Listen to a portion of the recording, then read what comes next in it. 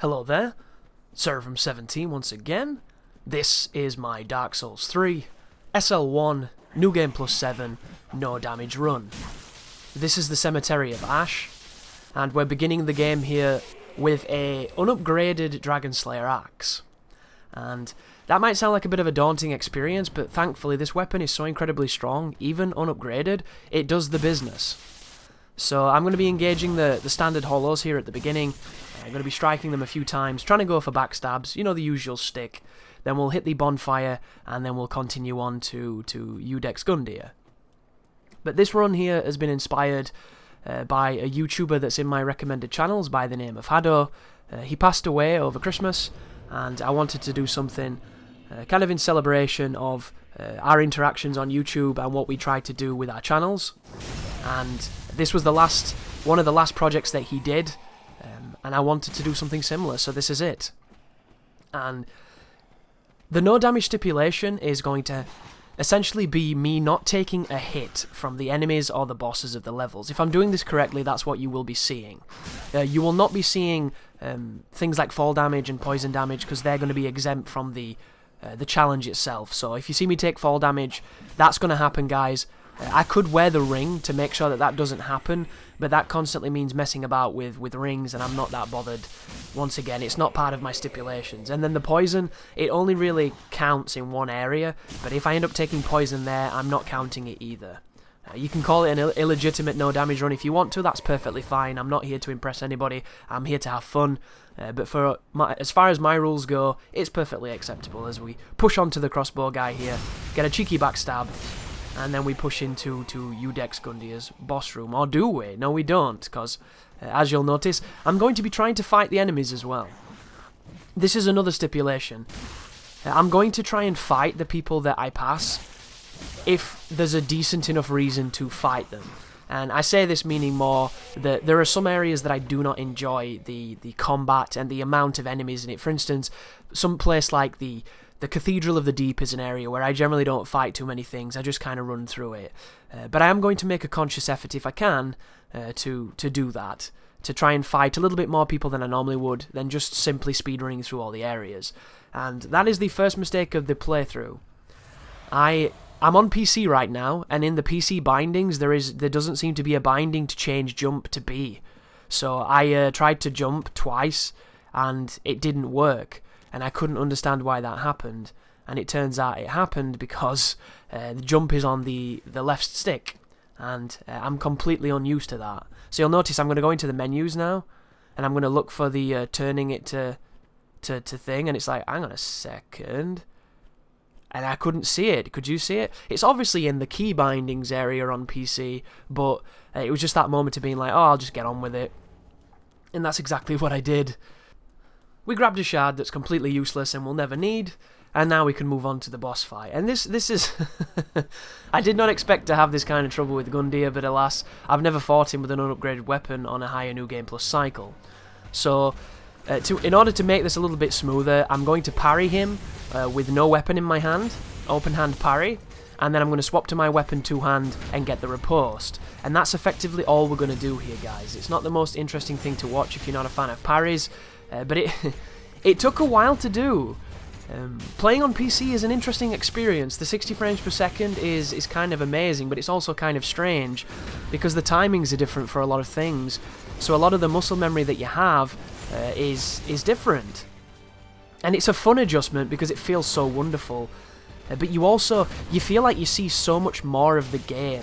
And I know it seems silly, this idea of having twice the amount of frames making much of a difference, but I can't even begin to tell you how much more it feels like you see the hits, you feel the hits, and your dodges come out, which is the best part about it.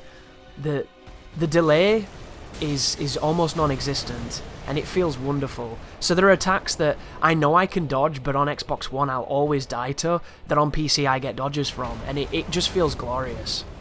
But now we're in the second phase. I'm going to bait the jump attack, which is not that one, that's the sweep. The one I bait is when he jumps directly forward, this one, and I'm going to parry this instead. It's a decent opening to do it. It gains me a decent amount of damage on him, and then I can sprint away from him quickly and see what he does. Of course, you don't need to do this with Gundyr at all, but this is just the way that I decided to kind of do it. Not a big fan of this second phase at all. I think it's one of the weaker aspects of Dark Souls 3. This idea of these corrupted people that kind of never went anywhere.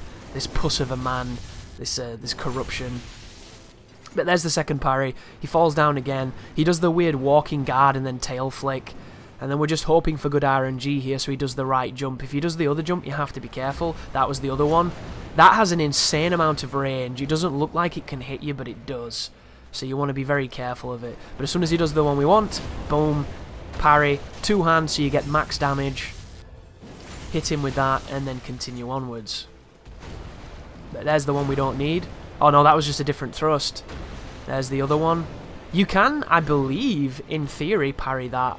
I think the idea with this phase of Gundyr is anything that hits you with the spear, you can parry the lance, but anything that's anything else will simply not work. And I don't know if there are attacks where both the lance and the creature hit at the same time, and they're the ones that probably won't count, because if you get hit by the creature, it's just going to kill you. And that's the good thing about playing on this New Game Plus 7 cycle. Pretty much everything that touches you is going to kill you, so there's never the ambiguity of wondering. And I kind of like that. It's pretty freeing, because you know when you do take a hit, it's a reset rather than just being like, oh, I survived. But there goes Gundyr. You should see the souls he gives me, and I should probably show you my level. Because one of the ways to tell that you're on the higher New Game Plus cycles is to double check what souls you receive. But there are the statistics. There is my AR at the moment, and then we can move into Firelink Shrine. I probably will forget to do that, and show you the stats and everything, but I'm going to try my best to do so. Oh, and you're going to notice that the footage on this next sequence is a little bit choppy, because I messed with some settings for this area, and it ended up resulting in not the most fluid recording, which doesn't make any sense, because my computer wasn't having any issues, but the recording just shit the bed. So you're going to see the footage looking very stop motion, very 30 frames per second at this point, and staggeringly so compared to the smooth 60 that we had before. But luckily enough, this part of Firelink is not that long. So there's a couple of hollows over here that I tried to backstab, and I don't know if I got a dropped input there or whatever. I shouldn't have, because I'm using a controller that doesn't drop inputs, which is another wonderful part of PC.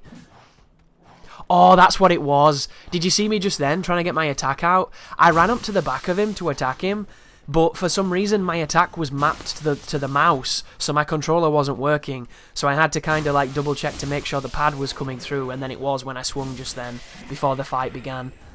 But I isolate the hollows, take them out with a couple of swift axes, and just be careful of the spear guy coming up. He's one of those that where you attack him, he'll block it and then he'll almost immediately try and attack you. You can use it to side strafe around him and get a backstab. You can use it for a nice parry. It all depends on how you like to play. But the PC version, guys, you can see so much. The draw distance is beautiful.